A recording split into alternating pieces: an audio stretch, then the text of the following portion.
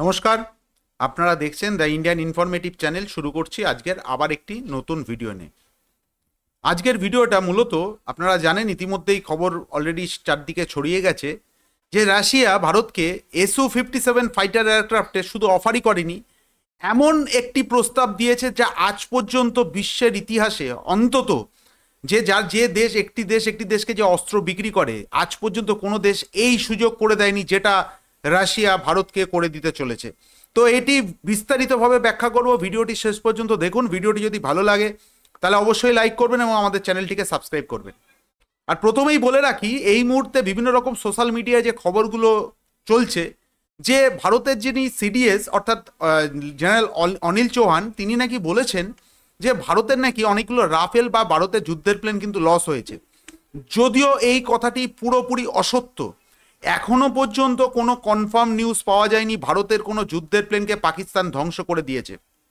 আর ওনার কথাতেও কোনোদিন স্পষ্ট হয়নি যে ভারতের যুদ্ধের প্লেন লস হয়েছে। উনি বলেছেন যে ভারতের নাকি কিছু অ্যাসেট, ভারতের কিছু না কিছু জিনিসের ক্ষতি হয়েছে, কিন্তু উনি স্পেসিফিকভাবে বলেননি যে ফাইটার প্লেনের কোনো রকম ক্ষতি হয়েছে। তো আমি বলবো যে যতক্ষণ পর্যন্ত ভারতীয় বায়ুসেনার তরফ থেকে কোনো রকম ক্ল্যারিফিকেশন না করা হচ্ছে ততক্ষণ কোনো কথাই বিশ্বাস করবেন না। তো এবার যেটা মুখ্য বিষয় হচ্ছে, রাশিয়ার যে Su-57, আপনারা জানেন যে পাকিস্তান ভারতের কাছে রীতিমতন মার খাওয়ার পর এই মুহূর্তে যেটা শোনা যাচ্ছে যে চীনের থেকে তারা এবছরের মধ্যেই তাদের 5th জেনারেশন ফাইটার এয়ারক্রাফট চীনের, সেটি হচ্ছে J-35, বিভিন্ন রকম নাম আছে, তো সেটি নাকি চীন পাকিস্তানকে দিতে চলেছে। এখন যেটা সব থেকে গুরুত্বপূর্ণ বিষয় হচ্ছে যে ভারতের যে 5th জেনারেশন ফাইটার এয়ারক্রাফটের প্রজেক্ট যে আমকা, সেটি প্রায় ম্যাচিওর অবস্থায় চলে এসছে, কিন্তু যেটা শোনা যাচ্ছে সেটি আস্তে আস্তে আরও 5 থেকে 7 বছর, কেউ কেউ বলছে 10 বছরও কিন্তু সময় লেগে যেতে পারে। তো এই ইন্ট্রিম যে জায়গাটা, সেটি এখন আমেরিকা ভারতকে অফার করছে তাদের F-35, রাশিয়া ভারতকে অফার করছে Su-57, কিন্তু যেটা গুরুত্বপূর্ণ যে খবরটি পাওয়া যাচ্ছে, যেটা আজ পর্যন্ত বিশ্বের কোনো দেশকে দেয়নি, সেটি হচ্ছে রাশিয়া ভারতকে Su-57 তো অনেক দিন ধরেই অফার করেছে এবং কিছু কিছু ক্ষেত্রে তারা শোনা যাচ্ছিল যে ফুল টেকনোলজিও ট্রান্সফার করে দেবে। কিন্তু যে কথাটা রাশিয়ান রোজোবোরন এক্সপোর্ট থেকে এই মুহূর্তে শোনা যাচ্ছে এবং এটা ওপেন সিক্রেট হয়ে গেছে, যে রাশিয়া ভারতকে নাকি বলেছে যে ভারত চাইলে তাদের Su-57-এ ভারতের যে মিশন কম্পিউটার, যেটা কিনা সুপার সুকোয়ে বসতে চলেছে, অর্থাৎ সুপার 30 যে ফাইটার এয়ারক্রাফটে বসতে চলেছে, সেই মিশন কম্পিউটারটা ভারত Su-57-এ ইনস্টল করতে পারবে। এবার এখানেই কিন্তু রাশিয়া থেমে থাকেনি। রাশিয়া বলেছে যে ভারতের যে উন্নত প্রযুক্তির AESA রেডার, গ্যালিয়াম নাইট্রেটের যে AESA রেডার, ভারত তাদের যে Su-57-এ, সেই Su-57-এ কিন্তু সেই গ্যালিয়াম নাইট্রেট ইনস্টল করতে পারে। এবার এতে সুবিধাগুলো কি হবে? মূলত রাশিয়া থেকে যদি Su-57 ভারত যদিও ইন্ট্রিম সলিউশনের জন্য কিনেও থাকে, তবে যেটা সমস্যা হবে সেটি হচ্ছে আমরা অনেক ক্ষেত্রে ফ্রান্সের মিসাইল ব্যবহার করি, কোনো কোনো ক্ষেত্রে ইসরায়েলের ব্যবহার করি, কোনো কোনো ক্ষেত্রে ভারতীয় মিসাইল ব্যবহার করি। এখন ঘটনা হচ্ছে রাশিয়ার এই প্লেনে না আপনি ফ্রান্সের কোনো মিসাইল তার মধ্যে ইনস্টল করতে পারবেন, না আপনি ইসরায়েলের কোনো মিসাইল ইনস্টল করতে পারবেন, বা ইউরোপীয় ইউনিয়নের কোনো মিসাইল ইনস্টল করতে পারবেন না। কোনো কোনো ক্ষেত্রে ভারতের মিসাইল সেখানে ইনস্টল করতে পারবেন, কিন্তু রাশিয়া পরিষ্কার বলে দিয়েছে যে ভারত প্রথম থেকেই তাদের নিজস্ব যে নাসিক যে প্ল্যান্ট, আপনারা জানেন যে ভারতের যে নাসিকে যে প্ল্যান্ট রয়েছে, যুদ্ধের প্লেন তৈরি হয়, সেখানে Su-30 MKI তৈরি হতো। রাশিয়ান রোজোবোরন এক্সপোর্ট বলেছে যে ওই প্ল্যান্টে কোনো রকম সামান্য কিছু মডিফিকেশন করলে সেখানে কিন্তু Su-57 ভারত ইজিলি তৈরি করে নিতে পারে। তো ভারত প্রথম থেকে চাইলে Su-57-এর ভারতের যে স্পেসিফিকেশন, মানে ভারত যেটা চাইছে সেটি কিন্তু প্রথম থেকে তৈরি করবে। তার জন্য তারা ভারতকে সমস্ত রকম ফেসিলিটি বা সমস্ত রকম ছাড় দিয়ে দিয়েছে। তো প্রথমে আপনারা বুঝতে পারছেন মিশন কম্পিউটার, এই মিশন কম্পিউটারই হচ্ছে মেন।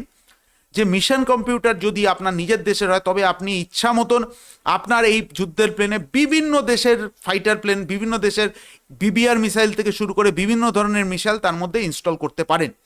আর সব থেকে বড় ব্যাপার, রাশিয়া জানে যে ভারত যে AESA রেডার যারা তৈরি করেছে, ভারত কিন্তু অনেকটা এগিয়ে গেছে, ইভেন কি রাশিয়ার থেকেও অনেকটা এগিয়ে গেছে AESA রেডারের ক্ষেত্রে।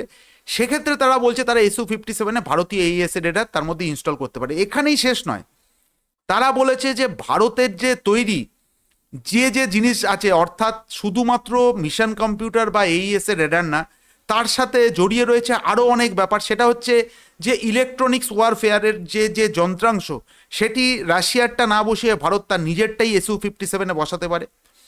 এবং ভারতের যা রিকোয়ারমেন্ট আছে, ভারতের যা স্পেসিফিকেশন আছে, ভারত চাইলে তারা নিজের মতন করে তৈরি করে নিতে পারে। এখন এখানে একটা প্রশ্ন আসছে যে এটি করতে গেলে তো কিছু সময় দরকার। তার কারণ ভারতের যে নিজস্ব রিকোয়ারমেন্ট আছে, সেই রিকোয়ারমেন্টটা যেটা আমরা ফ্রান্সের থেকে করেছি, আপনারা জানেন যে ভারতীয় রাফেল কিন্তু আর 5টা রাফেলের থেকে এই কারণেই আলাদা, তার মধ্যে ভারতের কিছু এনহান্সমেন্ট করা রয়েছে, বা ভারতের যে রিকোয়ারমেন্ট, সেই রিকোয়ারমেন্ট অনুযায়ী ফ্রান্সের যে রাফেল, সেই রাফেলের মধ্যে কিছু মডিফিকেশন করা হয়েছে। তো সেক্ষেত্রে কিছু সময় লাগবে, এখন SU-57-এর ক্ষেত্রেও সময় লাগবে। এবং তার ইন্ট্রিম সলিউশনও রাশিয়া বলে দিয়েছে যে এই মুহূর্তে রাশিয়া ভারতকে 20খানা মতন SU-57 ভারতকে দিয়ে দেবে। ভারত ওই SU-57গুলো আপাতত তারা নিজেদের এয়ারফোর্সে ব্যবহার করবে। যখন ভারতের যে নাসিক যে প্ল্যান্টে, সেই প্ল্যান্টে যখন SU-57গুলো তৈরি হবে, তৈরি হওয়ার পর যখন ভারতের নিজস্ব রিকোয়ারমেন্ট তৈরি হওয়ার পর যে ভারতীয় SU-57 যখন আসবে, তখন ওই যে 20খানা SU-57 রাশিয়া ভারতকে দিয়েছে, সেগুলো তারা রাশিয়া ফেরত পাঠিয়ে দেবে। অর্থাৎ এখনো পর্যন্ত এরকম টেকনোলজি বা এরকম খোলা ছুট কিন্তু বিশ্বের কোনো দেশকে দেয়নি।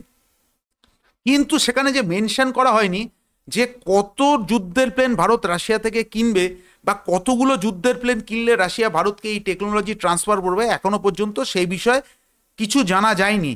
কিন্তু রাশিয়া তারা বলেছে যে যখন ভারতের যখন SU-30 MKI চুক্তি হয়, তখন প্রথমে রাশিয়া ভারতে প্রায় 10 থেকে 15খানা SU-30 পাঠিয়েছিল, নট MKI। পরবর্তী ক্ষেত্রে ভারত নিজের মতন করে স্পেসিফিকেশন চেঞ্জ করে সেটিকে SU-30 MKI করে, এবং প্রথম লটে যে SU-30গুলো এসেছিল সেগুলো কিন্তু আবার রাশিয়ায় ফিরে যায়। ঠিক সেম মডেলে রাশিয়া এবারও তৈরি যেটা ভারতকে অফার করেছে, যে ভারতকে এই মুহূর্তে তারা 20খানা SU-57 পাঠিয়ে দেবে, এবং যত তাড়াতাড়ি সম্ভব ভারতের নাসিক প্ল্যান্টে SU-57-এর কাজ তৈরি হয়ে যাবে। ভারত চাইলে যা যা জায়গায় রিকোয়ারমেন্ট চেঞ্জ করার কথা, ভারত চাইলে সেই রিকোয়ারমেন্ট চেঞ্জ করে নিতে পারে। এবং যখন ভারতীয় SU-57 ভারতের কারখানা থেকে বেরোবে, তখন ভারত এখন এই মুহূর্তে যে 20খানা SU-57 রাশিয়া ভারতকে পাঠিয়েছে, সেগুলো তারা ভারতকে ফিরিয়ে দেবে, এই রাশিয়াকে ফিরিয়ে দেবে। এবার যে জিনিসটা খুব গুরুত্বপূর্ণ, যদিও এটা এখনো পর্যন্ত পাবলিক ডোমেনে আসেনি, সেটি হচ্ছে রাশিয়া কি তাদের এই মুহূর্তে সব থেকে আধুনিকতম যে ইঞ্জিন, সেটি হচ্ছে AL-51, যেটা SU-57-এ ইনস্টল করা থাকবে বলে মনে করা হচ্ছে, তার কি টেকনোলজি ভারতকে ট্রান্সফার করবে? যদি তার টেকনোলজি ভারতকে ট্রান্সফার করে, তবে আমি বলবো যে এই মুহূর্তে বিশ্বের একমাত্র দেশ হবে রাশিয়া, যে ভারতকে এত রকমের টেকনোলজি বা এরকম খোলা ছুট দিয়ে দিল ভারতকে, যে ভারত নিজেরাই তৈরি করতে পারবে। এখনো পর্যন্ত কেউ কিন্তু এরকম দেয়নি। তো জরুরি ভিত্তিতে ভারতের 5th জেনারেশন ফাইটার এয়ারক্রাফট দরকার। ভারতের নিজস্ব আমকা তৈরি হতে 10 বছর সময় লাগবে। এখন দেখা যাক ভারত সরকার এবং ভারতের বায়ুসেনা তারা কতটা তাড়াতাড়ি এই বিষয়ে কোনো রকম কোনো ডিসিশন নেয় কিনা, আদৌ রাশিয়া থেকে কোনো রকম যুদ্ধের প্লেন কিনবে কিনা, বা কোনো 5th জেনারেশন যুদ্ধের প্লেন কিনবে কিনা, এই বিষয়ে কিন্তু আমাদের আগামী দিনে লক্ষ্য থাকবে। তো আজকের ভিডিওটি এখানেই শেষ করছি। ভিডিওটি কেমন লাগলো অবশ্যই কমেন্টস করে জানাবেন। ভিডিওটি শেষ পর্যন্ত দেখার জন্য ধন্যবাদ। জয় হিন্দ।